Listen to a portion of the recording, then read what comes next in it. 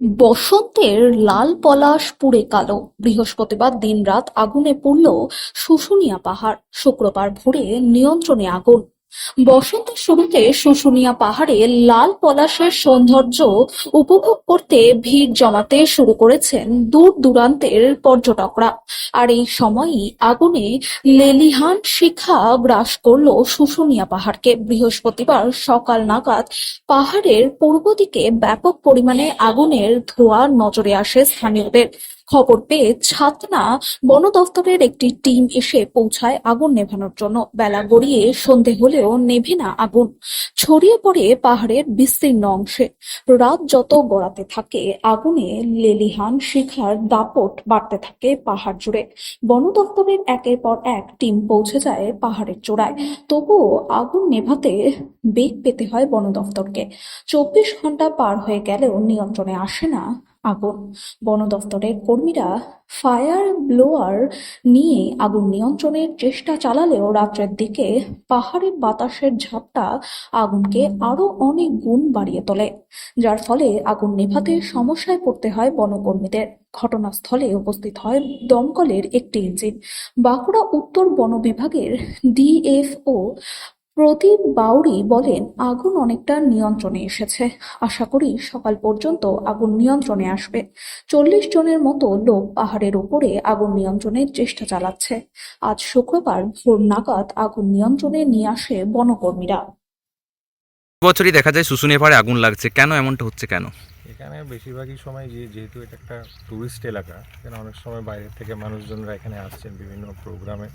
এবারে যেটা আমরা প্রায় অ্যাওয়ারনেস করে থাকি যে অনেক লোকে সিগারেট বা বিড়ি বা অনেকে হয়তো পিকনিক সিজনে রান্না টান্না করে হয়তো ফেলে টেলে দিয়ে চলে যাচ্ছে আগুনের কোনো সেই কারণেই এই ঘটনাগুলো অ্যাকচুয়ালি ঘটছে। আচ্ছা, এখানে তো প্রচুর বন্যপ্রাণ এবং যেসব ভেষজ গাছ সেগুলো তো পুড়ে যাওয়ার একটা আশঙ্কা থাকছে এখানে। না, বন্য প্রাণ ডেফিনেটলি নয়, আমাদের মতে ওরাও অনেকটা, কেন কি আগুন লাগলে ডেফিনেটলি যে কোনো জন্তু জানোয়ার কিন্তু সাইটে থাকবে না, ওরা বেরিয়ে যাবে। তবে হ্যাঁ, এটা যেটা হয় কি, আমাদের এখানে একটা ইম্পর্টেন্ট যে ভেজিটেশন আছে এখানে, কেন কি এটা পুড়ে গেলে দিনের বেলাতে খুব একটা দেখতে ভালো লাগবে না। তো চেষ্টা হচ্ছে যে যাতে যতটা ভেজিটেশনের ক্ষতিটা আটকানো যায় সেটা।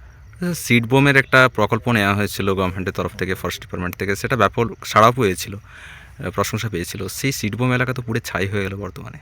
না, সিড বম যেগুলো পাঠানো হয়েছে, আমি যেহেতু নতুন চার্জে আছি, মানে আমি যত জানি যে বিহারিনাথে করা হয়েছিল, সেটা গত বছরে বর্ষার সময় করা হয়েছে। অনেক জায়গায় পাহাড়ে শুশুনিয়া পাহাড়েও করা হয়েছিল। শুশুনিয়া পাহাড়ে করানো হয়েছে। তো যে বোমগুলো ফেলা হয়েছে সেগুলো তো বর্ষাকালে গাছ হয়ে গেছে, তাই তো। আর এই উদ্যোগ আমরা অ্যাকচুয়ালি রেগুলারলি করে থাকি প্রত্যেকটা, যে আমাদের বর্ষার আগে যখন প্লান্টেশন হয়, তো এবারও হবে সেটা। কতটা নিয়ন্ত্রণে এসছে এখন? আগুনটা অনেকটাই নিয়ন্ত্রণে এসছে, তবে এখন যেহেতু একটু হাওয়া চলছে সেই কারণে মানে একটু হয়তো এটা আছে। তো আশা করছি সকাল পর্যন্ত হয়তো নিভে যাবে আগুনটা। আমাদের এখন 40 জনের মতো লোক ওপরে কাজ করছে। এটা কি কোনো চোরা শিকার বা যারা কাঠ চুরি করে এরকম কোনো আশঙ্কা থাকছে, তারা কি আগুন লাগাতে পারে এরকম? আর যে কোনো কারণই হতে পারে, তবে চোরা শিকারের তো এখানে সেরকম কোনো স্কোপ নেই। এখানে তো বাঘ ভালুকের মতো এলাকা নয়। তবে হ্যাঁ, গাছ টাছ চুরি করা বা এই ধরনের হয়ে থাকে অনেক সময়, কিন্তু আমাদের তাতে রেঞ্জার বাবুরা, বিট বাবুরা এখানে ডিউটিতে আছেন, তো সেই ঘটনাটা এখানে হওয়ার চান্সটা একটু কমই আছে। তবে যেটা আশা করা যাচ্ছে যে বেসিক্যালি কেউ হয়তো কোনো বিড়ি সিগারেটের কোনো কিছু ফেলে বা হয়তো জেনে শুনে আগুন লাগিয়েছেন। কোনো অ্যাকশন নেওয়া হবে যদি পরবর্তী কোনো? ডেফিনেটলি, এটা আমি এসেই বলেছি রেঞ্জার বাবুদের যে এটা বন্ধ করা, যে এন্ট্রি পয়েন্টগুলো আছে সেগুলো মানে ক্যাজুয়ালি যারা অনেকে ভেতরে ঢুকছেন সেটা যেন বন্ধ করা হয়। আর ডেফিনেটলি যদি এই ধরনের আগুনের ঘটনা আমরা যদি কোনো ইনফরমেশন পাই, তাতে কিন্তু তাকে অ্যারেস্ট করা হবে আইনত। তাহলে সেরকমভাবে সচেতনতার প্রচার চলবে তার সাথে। হ্যাঁ, সচেতনতার প্রচারের জন্য বলা হয়েছে। স্যার, নাম ডেজিগনেশন যদি বলেন একটু। আমার নাম ডক্টর প্রদীপ বাউরি, ডিএফও বাঁকুড়া নর্থের, আমি অ্যাডিশনাল চার্জে আছি।